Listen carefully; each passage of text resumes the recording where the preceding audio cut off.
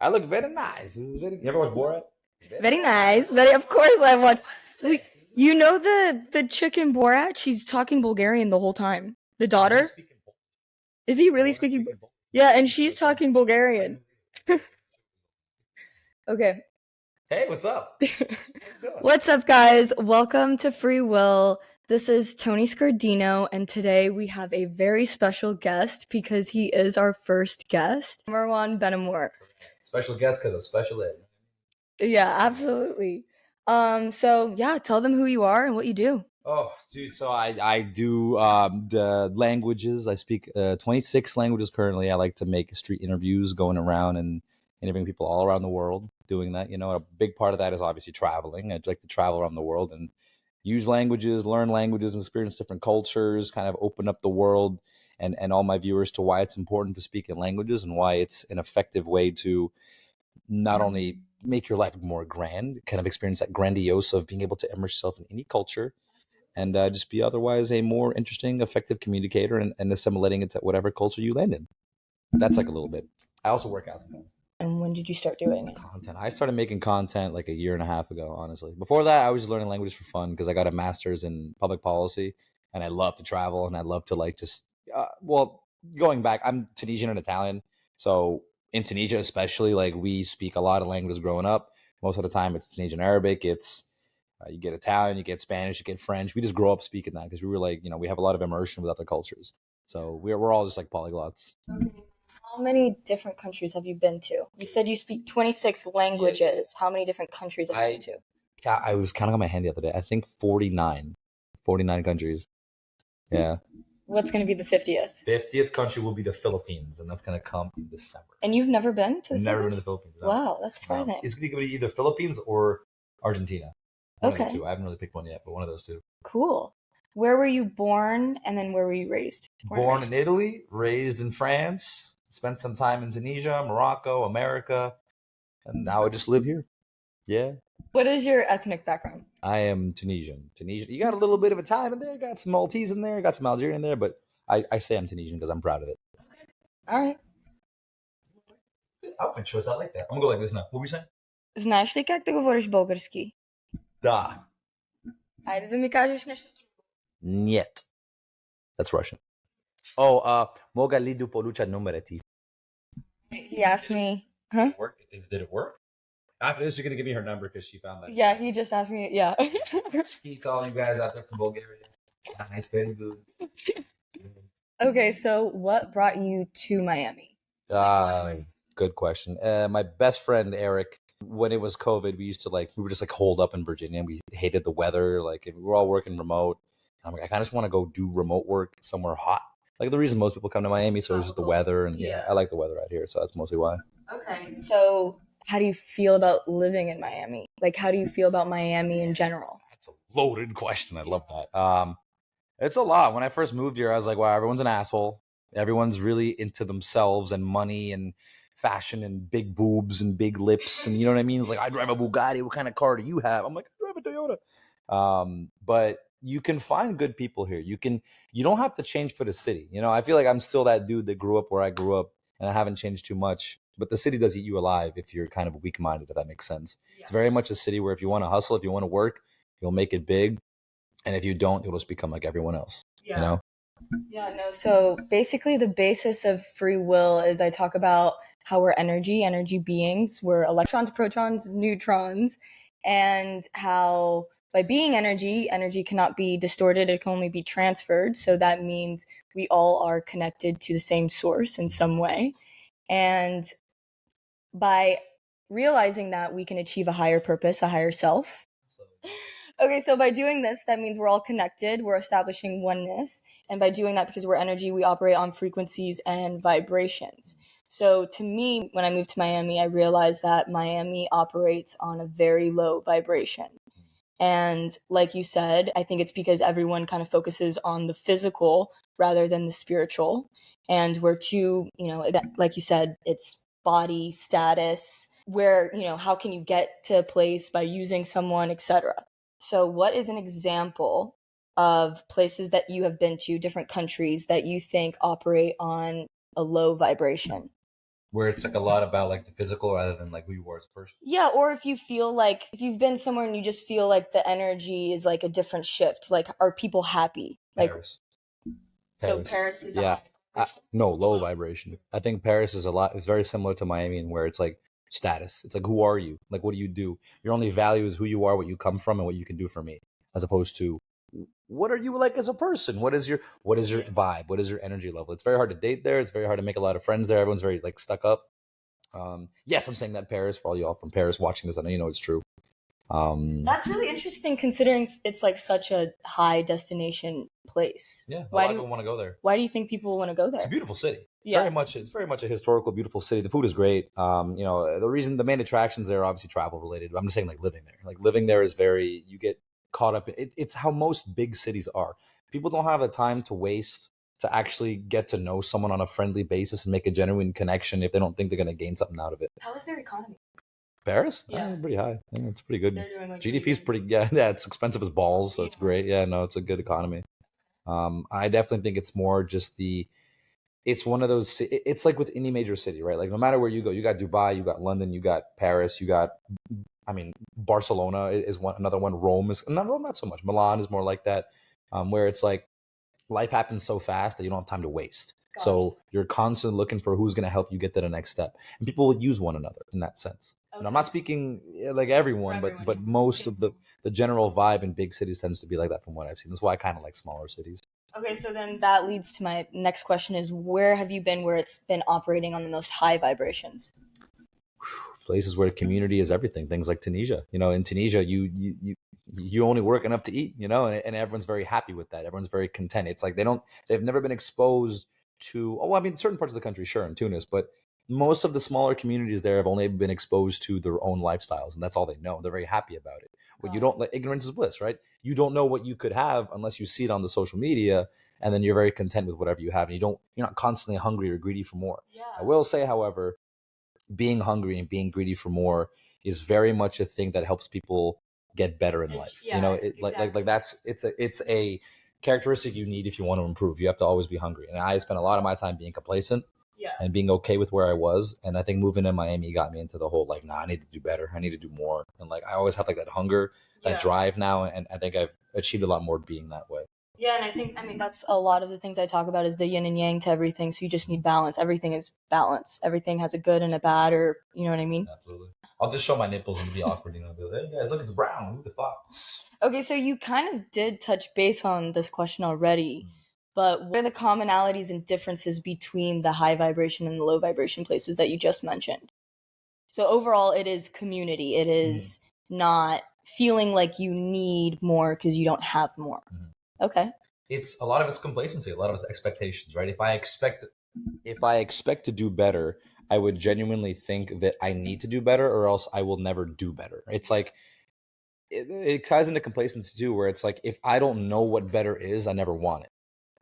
And that's why I think social media sometimes, and I think that with the constant globalization and westernization of these third world countries, it's kind of distorting their views of what makes you happy and what doesn't make you happy.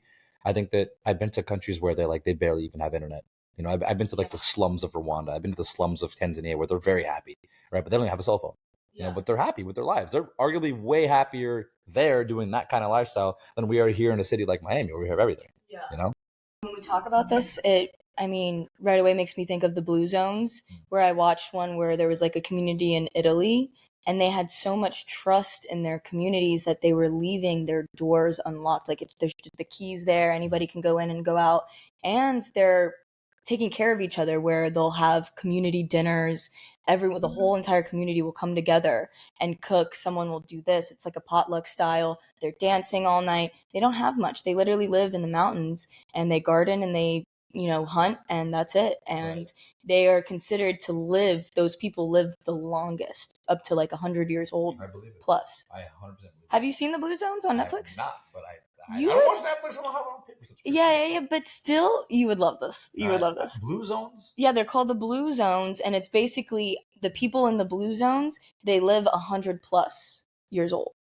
So it's like basically the documentary is they were asking the questions, why are these people living this long? And when you go to these communities, it's just love and trust, and it's just community. Everyone is working together. It's how we say about Westernization. I think it's very individualistic, and everyone's just separated. You know what I mean? That's great because it goes back to. Have you ever taken philosophy? Who's your favorite? Yeah, I graduated with philosophy. Who's your of course? Who's your favorite philosopher? So this is, I don't know, honestly, Immanuel Kant. Immanuel Kant, yeah, however you want to say it.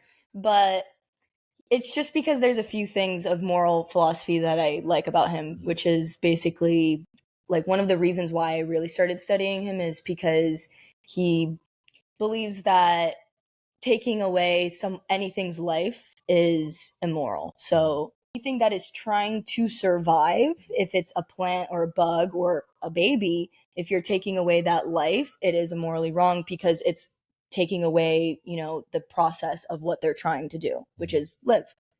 So Kant is known for having all those takes, which actually make a lot of sense with nowadays how politics and stuff like that work. Yeah. My favorite philosopher is John Stuart Mill. Okay. John Stuart, because I believe in utilitarianism and the idea of free will and what benefits the most people all the time. Because it's a society where I honestly love to do philosophy because I'm obsessed with philosophy. It's like a society where you do the most good for the most people that tends to benefit the most. But that's the thing. Because if you look at Hobbes, for example, right? You look at the natural state of mankind. It's like we're all very rational. Like it doesn't make sense for me to willingly give myself to someone else and hurt myself because we're rational human beings. The state of nature is just I'm not going to help you unless I get a benefit out of it. That's why I truly believe altruism is not real.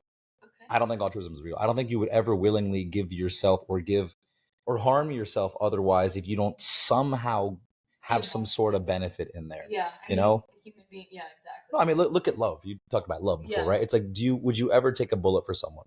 Who would you take a bullet for? There are people I would take a bullet for, but who are they? Honestly, I would take a bullet for my parents, and I think I would take a bullet for my dog. Oh. I really would. That, Blaze? You lucky bastard. Yeah. It's your family. Yeah. Why? Because you gain a benefit out of them existing. They've given you things in life that you've benefited from because of their existence. And that's why when you love someone so much, you love a girl so much, they become part of your family. That's why you marry them. It's always your family. We're very family oriented. We're tribal. That's the natural state of humans. We're like that. So when you come back to free will and the idea of utilitarianism, it's like it has to otherwise benefit you. We just simply cannot give ourselves to other people without there being some sort of life gain from that. It could be as small but as big as possible, but it's what drives us. Yeah. It's hope. It's the ability to otherwise better our lives, increase our chances of surviving. Okay. That's because humans, what are the things we always need? What is it? Food, safety, shelter? Yeah. No, food, shelter, food, water, shelter. Yeah. But it's also safety. It's also like safety plays in the shelter. What can I do to best keep myself alive? Me and my family alive. Because if I keep my family alive, they'll help me stay alive, which is why I care for them. You know what I mean? Yeah. That's why when you think about it philosophically, it makes sense why no one really does something for a favor.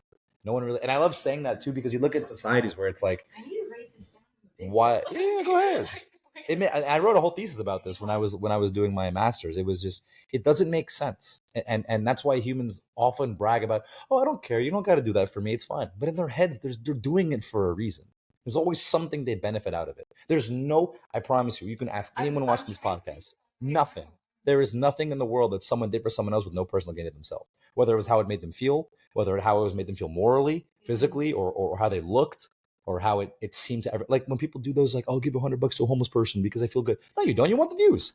Yeah. It makes it makes you money, doing that. Or otherwise, if I'm during Ramadan, for example, for Muslim, I'm Muslim. Yeah. So during Ramadan, we do zakat, which is you give food to people that otherwise cannot buy food. That's like homeless people or family members who just can't afford food. Why do I do that? For my own enrichment and to be closer to God. Like I have a benefit from it. There's always some sort of benefit you get out of doing all those things. Yeah. And I will give $1,000 I'll give $500, $500,000. I don't even care how much money it is to anyone that can find me a circumstance where you do something for someone that you don't gain even the smallest benefit to yourself. I've never been convinced altruism is real. And that just goes back to Thomas Hobbes. State of nature is not like that. Humans aren't meant to be like that. This became very philosophical. I didn't think it would. Yeah. Does he believe in the body and soul, or is he just? I don't know if that's Mill.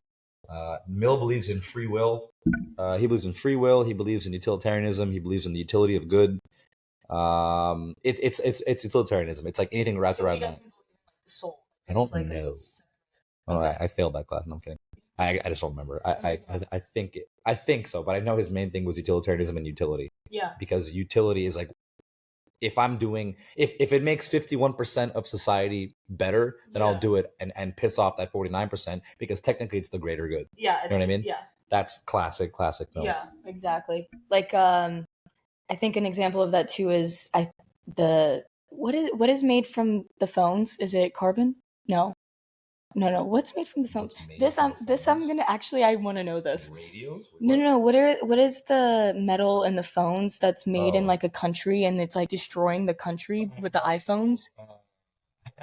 Is it carbon? No. Is it? No. No, it's like an N. It's like with a. Yeah, I can't think of it right now. I don't remember, but I know you're talking about. There's some sort of material that like we will go to third world countries and harvest. Yeah.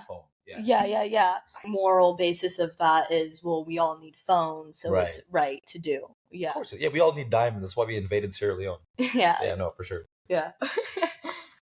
Okay. Didn't think I knew philosophy, did you? No one knows that. I love that. I totally had a feeling that you would though, because I mean you're so diverse, so it's like why wouldn't? Yeah, exactly. Yeah, I studied a lot of. I used to love Descartes. Oh, I used to love Descartes. Nietzsche, Descartes, those are my people. It's like when you think of Descartes, it's just like it's so simple, but everyone just passes over their heads. Yeah. I think, therefore I am. It's like, how do I even know that I'm thinking about the fact that I'm thinking about the fact that I'm a thing? Yeah. That whole sentence made no sense, but it makes sense. How do I even know that I'm thinking? Because I know that I'm thinking about me thinking about it. Yeah. Like, that's how I know that I can think. Yeah. And because I can think, I must exist. Like, it's so simple. It is. But it took humans thousands of years to even realize that. Descartes was like any other man, but he put it into writing and words, and that's opened up everyone's eyes. It's nuts. How do you think these philosophers gained credibility? Right now, let's say I'm trying to be a philosopher myself. How do you think it's them just writing and people were reading it and they were like, yeah, this makes sense? Or do you think they were like, there's no content, right? They can't really just post viral clips and people get but they're famous philosophers and everyone follows them. So how do you think they got that initial, you know what I mean? A lot of it is if you go back to ancient Greece. A lot of it, I mean, you took classes in college. You ever heard of a Socratic seminar? Yeah. It's like, where did that come from? How did people, the literal agora, if you go to like Athens, there's a place called an agora, which is where all of the thinkers went to go think. Okay. Why? Because no one really believed in thinking that much. Everyone conversed about daily things, but there were some people that thought more grandiose things. They were like, why do I even think about that? What's a better way to put this into words that I have all these thoughts that are in my head that I want to tell people about them? So let's have meetings. That's what Socrates did. Yeah. But then you bring it up too, saying like, why do people, like how do people get the credibility for that? Most of the time they didn't. Most of the time they were hated. Socrates was put to death because of his thoughts, but he was one of the greatest teachers of philosophy that mankind's ever known, and he was put to death. But now we reference him about everything. Like everything he said made perfect sense, but we wanted to kill him back then because we didn't want to think about it too much. Yeah, a lot of people, they don't, when they hear something that is a little out of the box, they get scared because they don't know. They're not comfortable with it. Yeah. And it's those people that are known. That's what I strive to be. I strive to think outside the box because nowadays, you're not going to get, I hope I don't go to jail for thinking of a certain thing, although some people do. Yeah. But it's all about thinking outside the box and what are you going to get remembered for? Okay. What thoughts do you have that you think are important enough that you should, let the world know about and actually have fruitful discussions about? Socrates thought that. Plato and Aristotle took that from him. Yeah. And that's what generated modern day human critical thinking. Yeah. And that's why all these other philosophers kind of came around and started doing the same thing. Cool. Why did I get a B in my philosophy class? It's bullshit. Honestly, I literally should have gotten an A in my philosophy class. This bullshit. I hate. You failed? No, I didn't. Oh, okay. I was gonna dash you up. I was gonna say hi. Okay, so you did touch base on this. My next question was, are you religious? You said you were Muslim. Do you have any room for spirituality when it comes to your religion? What I talk about on free will is all of these religions, although they have different rules and laws, we are aiming for the same goal, which is a higher purpose or a higher self, a connection to a God, to source. And having multiple religions does separate us in a sense. And when I look at spirituality, I see spirituality able to think outside of the box on all of the religions and find a connection that we're all, you know what I mean? That we're all connected in a way And it's just more of a different sense of thinking about your religion and thinking about what you believe. What, you know what I mean? I'm trying to like think. I see what you mean. Yeah. And the way I would respond to that is you have to first think about what religion means to humans. Yeah. Again, this goes back to Hobbes. What do humans care the most about? Food, water, shelter. And then if you think about Maslow's hierarchy, it's like the pursuit of happiness, right? You want to feel, what's the word? You want to feel actualized, self-actualized, right? It's like, what drives me? Okay. A lot of times, especially if you think about how religion has come in the past, 2,000 years, 3,000 years, all major religions, about roughly the last 2,000 years. I think Abraham was like first millennium BC. So about 3,000 years. So religion has driven everything that humans have done politically, ethically, morally, statewide. You can think of any subject. Religion is at the back of it. There was a time when every single country was made based off of religious transcripts. There was a time that everything people did was for religion. Remember the Dark Ages, where no one was educated?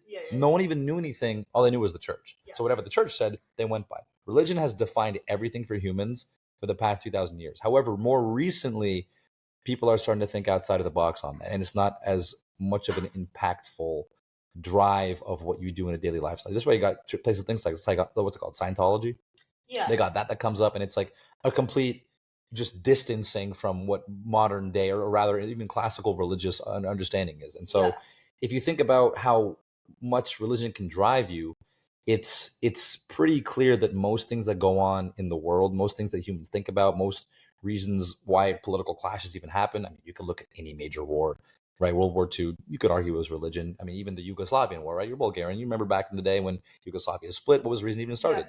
It was religious. The whole Albanian, Serbian, the Croatian issue, it was religious. It was political, but politics driven by religion because of the differences in ethnic groups. A lot of it was, okay, we have these people that are completely different. We have people that used to live here for thousands of years. We have people that didn't live here for thousands of years. We're going to make you guys one country. Yeah. Doesn't make sense. And so then eventually you have all these splits and divides and issues that come out of ultimately. You think it's out of religion, but not power? It's mostly politics. Politics driven by religion. And we might. Power, though, right? Yes, but power, what gives you power? What makes someone feel powerful? Well, I think now it's just authority. Authority, sure. But it's your ability to do what you want, your ability to get what you want, your ability to have those three things we mentioned before, where it's like you're self-actualized, you're able to live comfortably. You think that you want to, again, going back to the family ties thing, it's like the people that are like you're more likely to take care of your own people, your own ethnic group, than you are the other ethnic groups. And it's, at the end of the day, power drives a lot of people, but power is given by what you believe in. And if you believe in religion, then religion can grant you power. Yeah. And that is why you fight for religion, right? Yeah, okay. I see. It's like the Crusades, right? Like knights felt powerful when they were able to go there and reclaim the Holy Land. But then again, they were there for religious reasons, which again were political reasons, because the Pope, who was a political figure, even though it was a religious figure, was telling them to do it. So all these things are tied hand in hand with one another, and it always drives humans. Yeah. Yeah, no, I think religion is a really important aspect of everything you just said. I think, again, just morality. I think when we operate on religion, we tend to be just better people. But I guess now I'm thinking about my definition of spirituality, I want to say it's the theory of everything. So again, going back to what I'm trying to do is establish togetherness. Do you think this can be achieved, where we get to a point where two different religions, whether it's Christian and Muslim, can they look at each other and say, look, we're energy, we're clearly connected, we're human beings, and we're not separate in that sense? Like, how do we keep religion but get rid of that separation where we're looking at each other? Because religion does, like you said, it causes wars. So how do we get to a point where, or do you think we can get to a point where people step outside of not their religion, they can still practice their religion, they can still believe it, but they can look at someone else and say, they're taking a different course, but we're both still energy. You know what I mean? Could humans do it? Yes. Will they do it? No. They never will. But they always could. But they never will. Why? Politics. Politics, money, power. We've come to the point where we care too much about those things to ever even remotely think about living in harmony in that sense. Yeah. We are too divisive because of what religion we believe in, and we let it define our lives. And I don't think there will ever be a time, even though it absolutely could happen, it should happen in a lot of parts of the world. People can put everything aside. Absolutely. Absolutely. Yeah. If you take away all of the other things that you want in life. But then again, you go back to rationalization. No one's ever going to do that. No, that's communism. Yeah. It's literally communism. And we see how that works. It doesn't work. It doesn't. Yeah, sorry, Bernie Sanders. It doesn't work. It's never worked, and it never will work. People care too much about money and power and status quo, and I don't think that. I think it's entirely. There are definitely countries in the world where you have different religious groups living together in harmony. There are. Yeah, here. Here, America. Well, yes, actually, America, I think, is the best example. There's definitely some divide, but it is the best example. It's diverse, though. Right, because people. So many. Yeah. But that's because this country's really good at taking religion, putting it in the backseat, and caring more about money, caring more about power. Americans care about money. We're capitalists, so we're willing to put aside what we believe in to get money and to get power and to create a better life for ourselves. But it did create togetherness. It did. So it does. Different cultures, religion. You know what I mean? The backgrounds, they're all working. But the divide is never religious. Have you noticed that? It's always political. It is. Oh, sorry. Yeah, it's always political. The divides in this country are never religious. You never see a Muslim and a Christian being like, I hate you because no, it's always because, well, you come from this part and you believe that these rights should exist. It's always political. Yeah. It's never religious. Me and you, I would say, I mean, not me as much, but we travel, you travel. Also, you moved, across the country. I moved across the country. Where were you before? In Vegas. Vegas? Yeah, born and raised Vegas. God damn. You went to school in Vegas College? No, I went to up in Reno, Nevada, UNR. Yeah. UL, what is it called? UNR. UNR. Yeah. University of Nevada, Reno. Yeah, exactly. Okay, yeah, that's where I went. I went Vegas, Reno, Miami. Wow. Yeah. You like the Vegas lifestyle? No, I hated it. Oh. And I thought, Miami? yeah, I went from Sin City to Vice City, and I was like, shit, I think I hate Vice City a little bit more. What is Vice City? What do you call it? Because of so much, drug addiction, but I also see Vice City as just the addiction of, anything, sex, drugs, materialism. It's Vice City, Well, I'm a virgin. I believe in it. Yeah. Oh, you're a virgin? Yeah. Oh, wow. Yeah. Yeah, high five. Are you waiting till marriage? Yeah. Every guy says they're a virgin now. It's like the biggest joke. It's like, yeah. Oh, okay, dude. Cool guy. But low-key, guys can make that joke, but if girls can... What do you mean you're a virgin? Horrible person. Kill yourself. Oh, my bad. Yeah, if I say I'm a virgin, I'm gonna get called a slut. But she definitely sucked 10 dicks today. I'll be like, yep. Yeah, how'd you know? Oh my gosh. Okay. Okay, so we travel a lot, right? Or we move, we step out and we do those things. I would say that the average American per se doesn't like to, or doesn't feel comfortable to step out of that comfort zone No. This is what I do. Because I have like maybe a million thoughts in my head. And when I record, I like think about this, that. And then it's a little. Oh, shit. Okay. And so what I would say is, in my experience, when I moved across the country, it was probably the most crucial self-growth and self-realization that's ever hit me. And I think that is the best experience that I've ever done for myself, is move alone, is travel alone. Why do you think that the average American feels so stuck at either home or their home location to where they can't really step out of the box? Disregarding financial, right? So people always say, oh, I want to travel, or oh, I want to move. And they're like, oh, that's fine. I think it's one word: ignorance. Ignorance. I think it's ignorance. I think I've never seen a country in the world that didn't care about other countries more than this country, which is very ironic because this is the most international country if you think about it. No one's American. Native Americans, but no one's American. You ask anyone, what's your name? Prokowski. Okay, so you're Polish. No, I'm American, born and raised last 200 years. It's like Propowski is your last name, like you're Polish, but you don't even care about that part of it's ignorance, right? We think that, Americans think they're the greatest country in the world. They think it's also a massive country. You have everything you could ever want in this country. You don't really need to leave to see the rest of the world. And a lot of them don't even know about the rest of the world. Have you ever seen trivia questions where they ask Americans, like, name a capital in Africa? They're like, Japan. I'm like, yeah, okay. No, yeah. They're like Obama and Benjamin Lincoln, and like it's ridiculous. It's ignorance. A lot of it's ignorance. It's how the school system's set up. I'm gonna say fear. I don't think it's fear at all.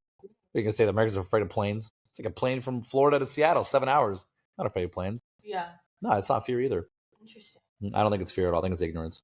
Cool. Also, it's interesting. I mean, not to get too personal, calling out my dad, but one of the reasons why my dad doesn't want to travel is because he says, "Well, where am I gonna? I have my job here. Where am I gonna get a job when I'm?" And I'm like, "Dude, it's the same thing here. You can get a job here, but it's like that security of no, my job is here, my life is here. I can't get up and move."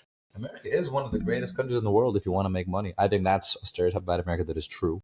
It is one of the greatest countries in the world if you want to make money. Absolutely. If you want to work for it, this is the country to do it. The American dream is very much alive in that sense. Yeah. It's a country where a lot of countries will give you handouts. A lot of countries will give you, oh, you can do this because you're, if you go to France, like, I mean, you get free everything. You go to Canada, you get free healthcare. Yeah. America, nah, you got to work for it. You think we're moving towards that? I think, I mean, if you want to get, I think that we are more now, more so than ever. But I also think that America does a very good job at making it possible for anyone to do what they want. It's very open. Yeah, like, you can do anything. If you want to do something, you want to be a millionaire, work for it. You can probably be a millionaire. Yeah. This is the country to do it. But you can't do it by not trying. Yeah. You have to bust your ass every day. Absolutely. But it's one of the only, I mean, you could bust your ass every day in Russia. You're still not going to be a millionaire. Bust your ass every day in like any other country. Probably won't be a millionaire. In America, you could. Yeah, you don't have the accessibility. No. Opportunity here is insane. Yeah. I mean, even just networking. Yeah, everything. Yeah. Look at a city like Miami. Yeah, that's why I'm here. Yeah. This is the place to come if... Yeah, I know. I thought it was a Tinder date. What the hell? Bullshit. You lied to me. Lily said she liked me. I'm going home after this. But yeah. Okay. To lead off that, a quote that I saw when I was putting together this podcast was from Albert Einstein, and he said, "A ship is always safe at shore, but that's not what it's built for." Thoughts? Fear. There you go. That's what I was waiting for. Yeah. If it's Americans just think that they're like they don't want to seem dumb, or they don't want to try something they've never tried before. They don't want to explore anything outside of their comfort zones. But, a lot of it is just, sure, it's fear, but like I said, a lot of it's ignorance. But maybe it's ignorance playing off of fear. Yeah. I just think it's they don't know. And they might be scared of it because they don't know, but ultimately they don't know. And that's why they don't want to experience it. They don't know what's out there. They think of, they don't know enough about it to want to know. I mean, why does every country hear about America? It's always in the news. We run the news around the world. People always know American dream. Like, you don't hear about French dream or Tunisian dream. What the hell's a Tunisian dream? To go have some harissa? Like, I don't know. You don't really hear about that in the news. Bulgarian dream is to go have some, what do they call it? Chavapi? Anyways, but yeah, that's the point. You know what I mean? Like, it's a lot of it's ignorance. A lot of it's you don't know. You're scared of it. You don't want to try because we're afraid of what we don't know. You're a little bit like, when I first walked in, because you don't know me. You know what I mean? Like, you didn't know. But then you start to know someone. You're like, okay, they're like this. You're way more comfortable. If Americans traveled more, they become more comfortable with it. I've met a lot of people that are afraid of traveling. They start doing it, and they freaking love it. Dude, you just answered my next question. Yes. The next question was literally, what would your advice be to someone who dreams and fantasizes about traveling, but they can't? You just do it. Grab your balls and do it. Just do it. Just do it, man. Just do it. Just do it. Yeah, and counting. And I haven't gotten married yet. That's wild. Yeah, I don't want to talk about dating. It's depressing. Yeah, really? Do you travel to these countries and No, I'm not a passport, bro. I mean, sometimes. Come on, you fall in love at each country. I fell in love with Sofia, Bulgaria. It's my first girl ever. Never forget you. I'm not gonna say your name. Did you meet her there? In Sofia? No, I met her in France. Yeah, I met her in Paris. Yeah. Ironically, her name was very low vibrations. I know. She's so hot, but so empty. I hope you're watching this, Natalia.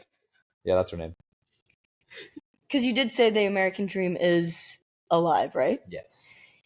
Do you think one of the problems that I've noticed a lot in the past few years, especially when we talk about defund the police, is Americans not traveling to understand how sometimes good this place is? You know what I mean? They talk about policing. If you go to places like Mexico or etc., Guatemala, you see the police there. Even Bulgaria. People get pulled over in Bulgaria and you can just tip off the guy $5. The only reason why he pulled you over is to get tipped off. You don't see that here. You get pulled over, usually there's a reason. You're up the speed limit or whatever the case is. That's an opportunity. A lot of cops in America get paid better, so they do the job right. Yeah. A lot of cops in other countries, they don't get paid better, so they have to do the job like that. Did you feel that kind of sense of emptiness where they didn't know really how great America is? Does that make sense? I don't think that's why. Yes, but our police are actually they do care for our society. These police officers, I was a criminal justice major. There were friends of mine that did 4 years and they didn't become police officers because they were terrified of getting that image. But they were studying because they genuinely wanted, they had that humanitarian in them. They genuinely wanted to help and protect the community. But wasn't defund the police more of a race issue as opposed to an actual work issue? Exactly.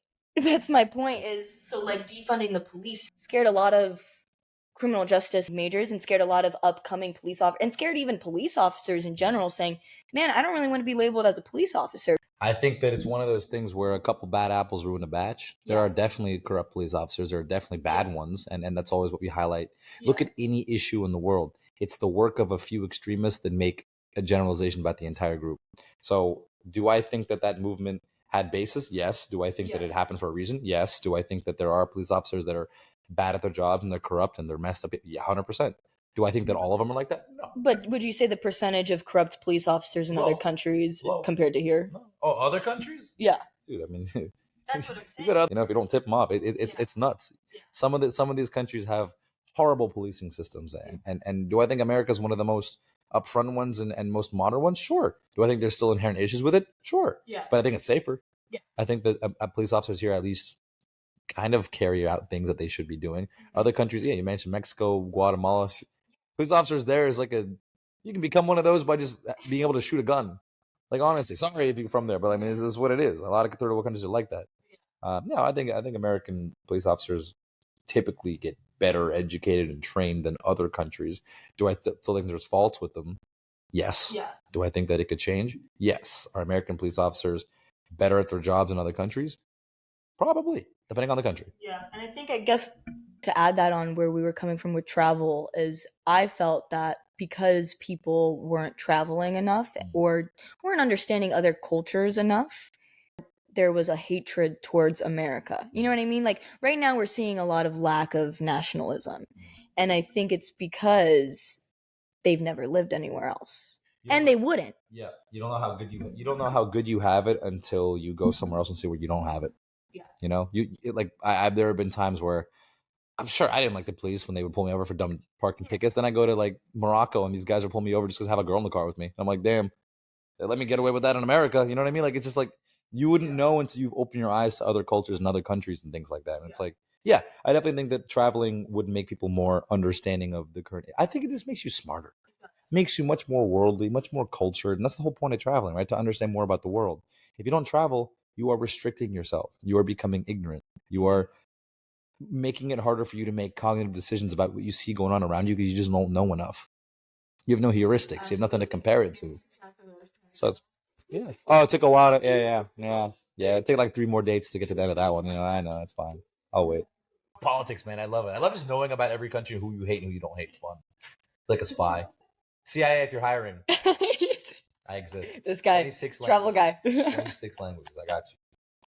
Dude, you would be a fantastic agent. No, I know, right? I'm also like pretty funny. I can make any spy fall in love with me and be like, fine, Rem's goofy, silly. Anyways, she's undercover. Yeah, I'd be great. What's the most attractive language? What do you think?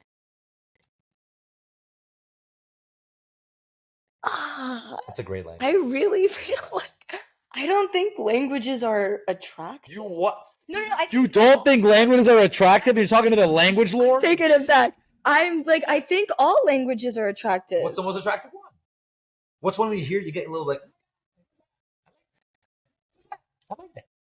Because I will speak it right after and see if it works on you, and it probably won't for the purposes of my demonstration. I mean, I don't want to be basic and say Italian because I feel like that's what everyone says. Italian and French, so I don't want to say that. Should I say Say the truth.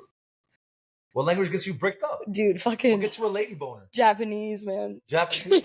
Omae wa mo shindeiru. Huh? So sure, yabai, you like Japanese?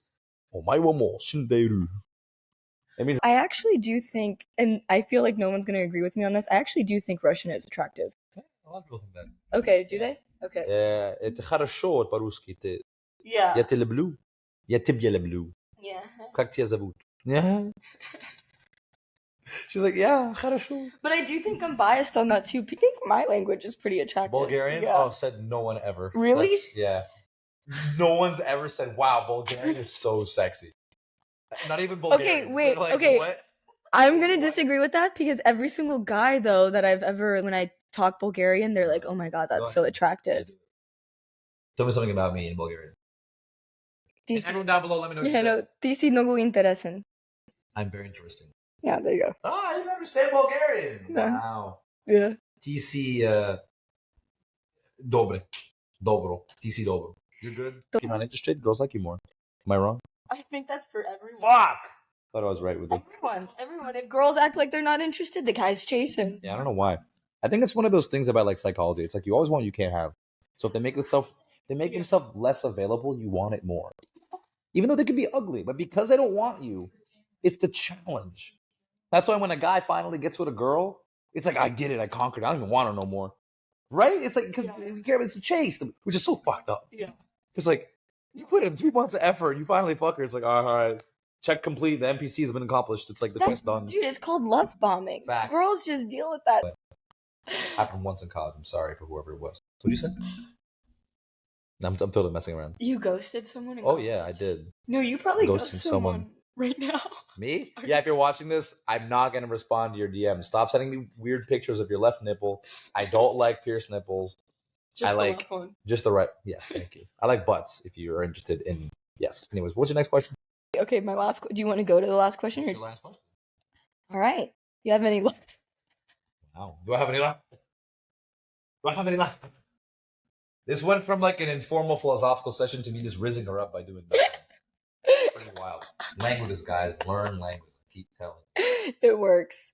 You have an OnlyFans? I definitely don't have an OnlyFans. I don't like girls with OnlyFans. You see that, please? Really? Free will's against that. Love that. But we have empathy. Mm-hmm. That's the question? No. Oh. That's just me talking. Okay. It did lower my giggliness. Thank God. Thank God for that. I couldn't handle it anymore. Oh, there it is. I am really giggling. Okay. Any other questions for me? No. Nice. No. Any last? What's my email? What's my Kick? What's my Skype? Not my AOL, MSN, none of that. Oh no, you can promote your stuff. Oh no, that supposed to be a joke, like you asking for my. Oh well, I don't really. Listen. I didn't pick it up because I don't want your Kick, your Skype. Why not? I want you to have my email. Sky. She acts like I'm not from 1981. I don't know what an AOL is. Yeah, it's because you're young. I'm 48. Remember? Is that an email? No, it's like a old back in the day Instagram. Really? Yeah, it's like how people like communicated. I go home and like hit up my crush and be like, "Hey, how are you?" Like an email. Yeah. Well, I'll take your MySpace. That's cool. I'll turn it back on. Good stuff. Good stuff. Great podcast. Wait, no, wait. We're not done. We gotta wrap it up. Okay. All right. This is the worst part. It's always the intro and the wrap up because I feel like I have to get into this. Thank you for watching Free Will. Yeah, sell me a course. Yeah, when you're selling me knives door to door, Jesus Christ. Thank you for watching. Buy life insurance. Right? Buy life insurance if you're from the ship. Yeah. If you're a sheepdog, let me know. So that is all for this episode. Thanks for watching, and actually huge thank you to our first guest, Merwan. Thank you so much for coming by. Thanks for having me here. Where can they find you? Marijuana, not the drug. MEREWANA on all socials. All right. Please rate, subscribe. You can find me on all platforms at official Tony Scardino, and have a beautiful rest of the week. Hey, now we're going to go make babies. Have a good night. Woo-hoo. Yeah. No. No, all right. Leave that part in.